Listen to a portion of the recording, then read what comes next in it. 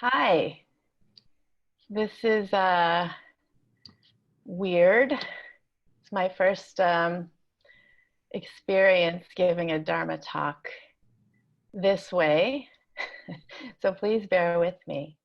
But I'm really happy to be here with you and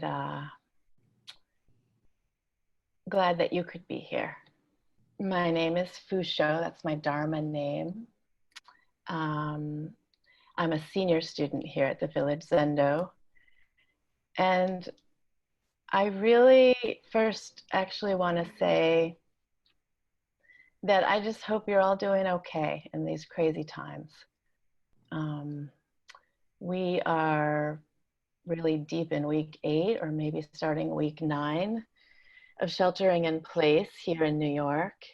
And I just want to send out a bunch of love to everybody, if I know you or not, because I know it's been really hard and crazy times all over for everyone in all different ways. And I have to admit, I find it really challenging. This whole Zoom thing is not making me very happy. There was a story in the New York Times about why Zoom is terrible, which you might have seen.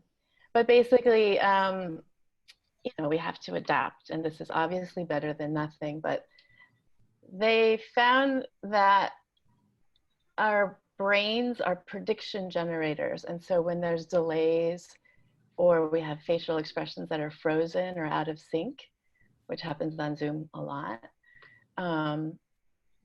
our brains perceive it as a prediction error and think it needs to be fixed, and then it kind of throws us off and we don't know what to do.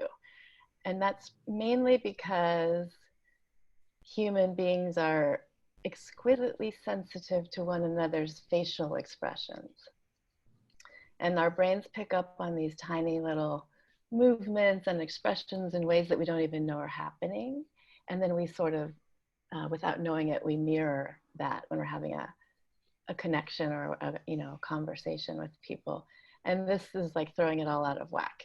So my whole point is that I'm not that happy about the Zoom life, but here we are. My background is in theater, and now I work in film and community journalism, and that whole basis of interacting and communicating and working is through human interaction. So I find this really, really quite painful.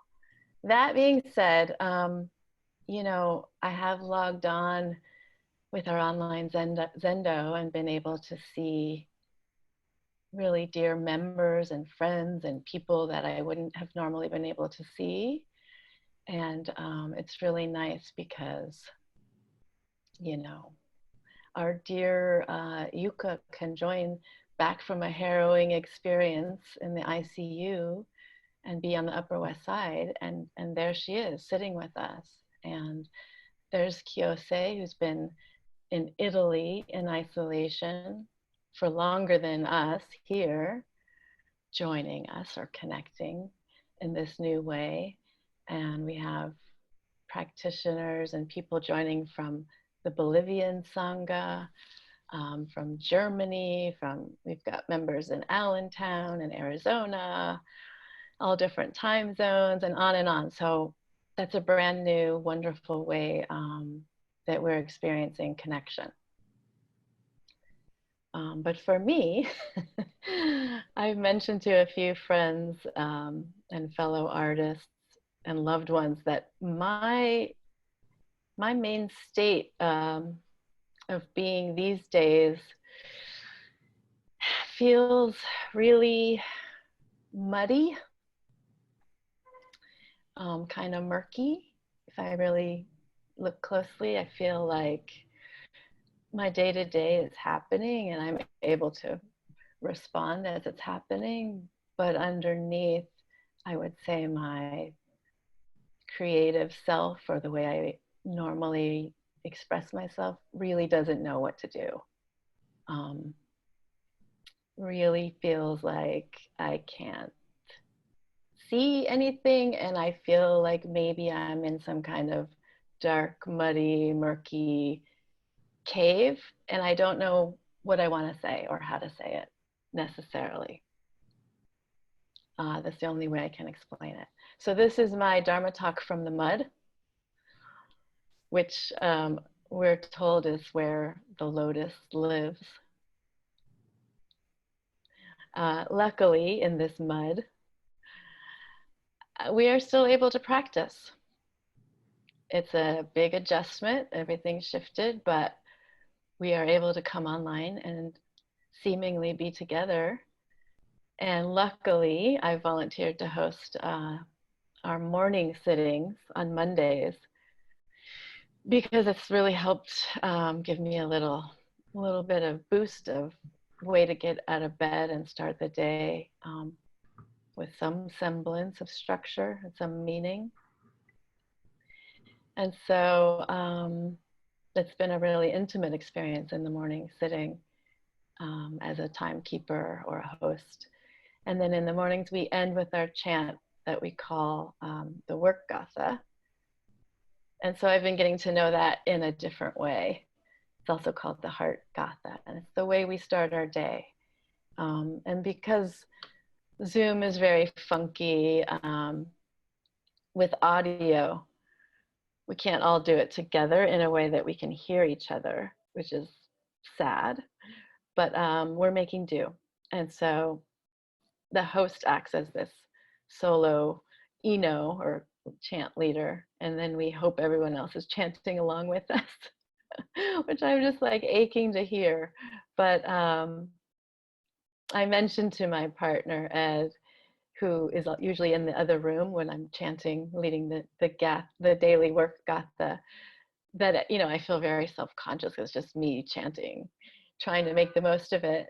And he said I sounded fine, but the other day he said, what does it mean? What are you saying? And why does it end so abruptly in that weird way? And I wasn't really able to answer. So I went and investigated a little bit this new way of intimacy with Prajna Paramita Gatha, which translates as great perfection of transcendent wisdom chant. The Gatha is a chant. And, the Prajna Paramita Heart Sutra is what we also chant, the fuller version of. So you could say maybe this is like a distilled version that we start our day with. And this version comes down from our white plum lineage. We chant Gate, Gate, Para, Gate, Parsam, Gate, Bodhisvaha 7 times. And then we go on to say, may our daily work be a source of practice, awareness, and compassion. May this offering be extended to all sentient beings. May we realize the Buddha way in every task we undertake. So one of the translations I found says, Gate, Gate, Para, Gate, Parsam, Gate, Bodhisvaha. The key word is Bodhi, a feminine noun, which means awakening. And Gate means gone. So gone, gone. And Paragate means gone to the further shore, gone to the other side, to the opposite bank. And Parasamgate means completely gone, thoroughly, altogether. So no separation, gone to the other shore, but so much so that we're there already. And Svaha is said to be the name of the wife of a god of fire. So they have trouble translating that. It's more like a descriptive word. And the whole mantra in some translations means, oh, awakening that has gone, gone, gone to the further shore, gone completely to the other shore. So there, or amen. And I found Allen Ginsberg's version, and his version is gone, gone, totally gone, totally gone over the top. Awakened mind. Awakened mind. So So then we chant, may our daily work be a source of practice, awareness, and compassion. And that's the piece that has been sticking with me most. And that's the piece that we carry with us, we hope, when we get up off of the cushion to start our day. And in every task we undertake. So we start with practice. We get out of bed, take a shower, we have coffee, we walk the dog, whatever that might look like. It's what we do over and over. And the practice, more than anything, is everything. So we get to the cushion, and that's the practice. And as we get to the cushion, we begin to cultivate awareness. And with the awareness comes compassion. So there's all sorts of evidence in science and sports and education and everywhere you look that what we practice grows stronger. And because what we practice grows stronger, it's important to notice the quality of that practice. And as we cultivate the ability to practice and notice the quality of the practice, we start to notice things about ourselves and our minds and our thoughts. So we're naturally cultivating awareness, which these days a lot of people like to call mindfulness. In Appreciate Your Life, which was a book from Taizan Maizumi Roshi, or Enkyo Roshi's teacher, he says to practice the Buddha way is to practice oneself, or just live life. This seemingly repetitive process is nothing but one's own life. Our practice is much more than acquiring some kind of knowledge. Instead, the implication of practice is doing over and over and over and over. In a way, that is what we do in zazen, or meditation. Of course, our meditation is not just learning something over and over. Rather, as Dogen Zenji says, it's realization itself. Dogen Zenji says, if we get to the cushion and we practice and we make it there, that's it. That is the realization, the awareness and the compassion. In other words, do not separate practice and realization. We do not practice for the sake of realization. Realization is already here. And I find that the practice constantly encourages us to investigate, to look closely, and that's where the awareness comes in. I might notice, oh, my mind is racing. What is it ringing about? What is this fear about? What is this thing? What is this resistance to Zoom? What is that? Why does it seem so awful? Well, it's because we are losing an intimate connection that we have with human interaction. Oh, then that's scary. And that can be isolating and frustrating. I can have a lot of fear around that. Oh, maybe the only one that has that. Maybe we all experience feelings. Dogen Zenji said that living a long life without awareness is almost a crime. On the contrary, he emphasized that even if you live one day with a clear understanding of what life is, the value of that one day is equal to many, many years of living without awareness. And for me, that leads to the third part, which is compassion. So what is the quality of the awareness that we're cultivating? By noticing the way in which we observe ourselves and our responses and the way we relate to ourselves and others, we are reminded to do it with compassion, or to do it gently, with grace. As Rashi often says, as if offering a small child love and support, or like the version of offering ourselves a boundless warm hug as we notice the way we are responding to something in the moment. acknowledging all that is arising, but without judgment or denial. In fact, how about we acknowledge it with warmth and understanding and forgiveness as things naturally arise?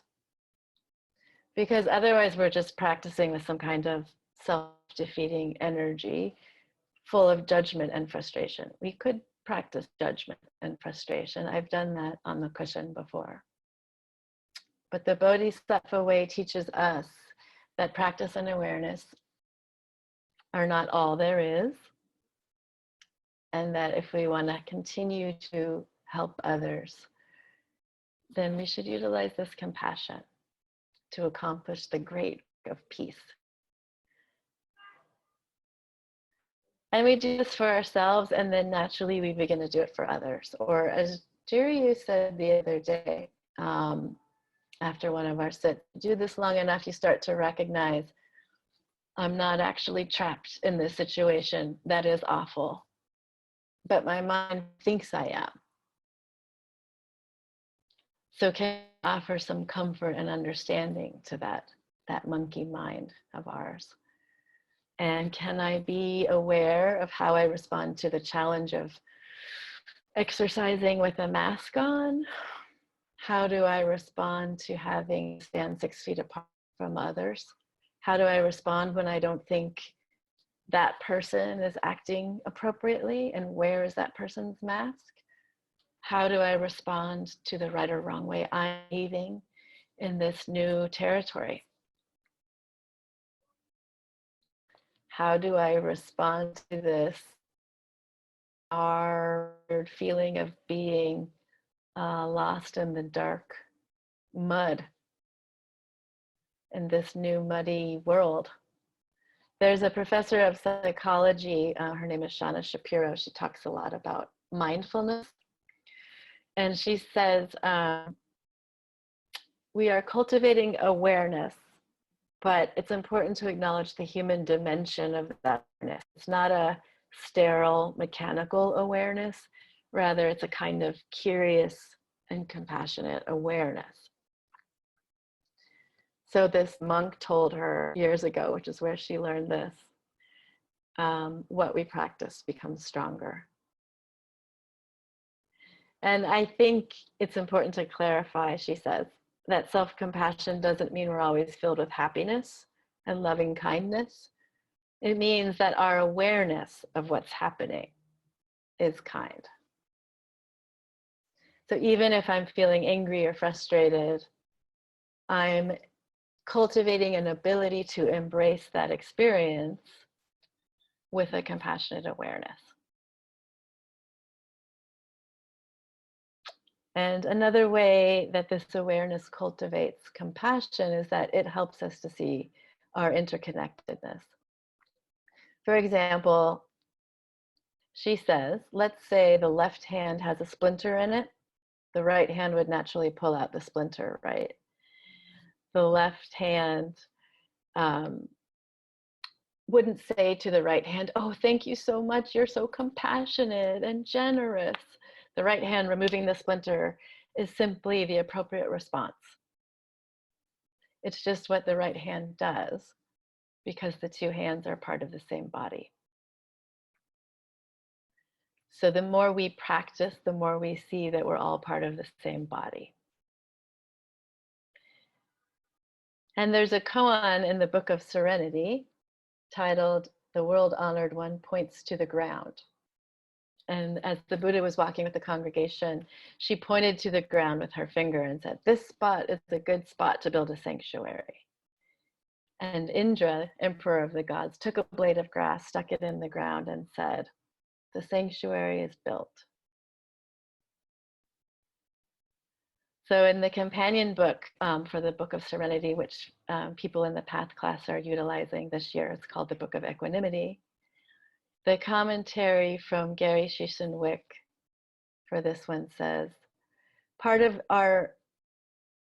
experiencing growth in our life requires developing a larger vision, unconstrained by our usual limited mind.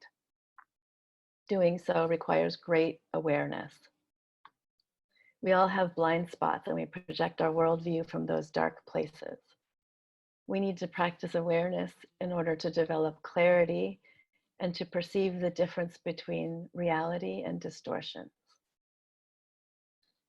So when I sit with this koan and when I log on and join you in this community online in the mornings, I'm reminded, oh, this apartment is a good spot to build a sanctuary. This life is a good place to build a sanctuary. This body is the only one I have, so it's as good a place as any. And then, oh, it's already here. My idea of myself and our world and who I am and constant change and this giant not knowing and fear and anxiety and my own view of how to offer creative expression has been murky and muddy and uncomfortable. And that's what I'm sitting with right now in this giant, massive, worldwide example of not knowing. And the comfort of being with ourselves in the midst of discomfort is why we practice. Taizen Maizumi Roshi also says, this is our life, this is our practice. So if your practice is breathing, be one with breathing. If your practice is just sitting, then just sit. If your practice is koan, be the koan. Are you truly practicing in this way?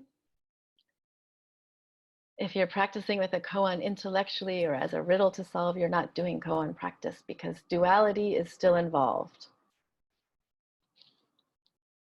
How can you experience and confirm your life as the true dharma I and subtle mind of nirvana? You are already so. So at least with believing that your life is this, have faith in this. This life is that most precious treasure, the unsurpassable way, the way of true realization.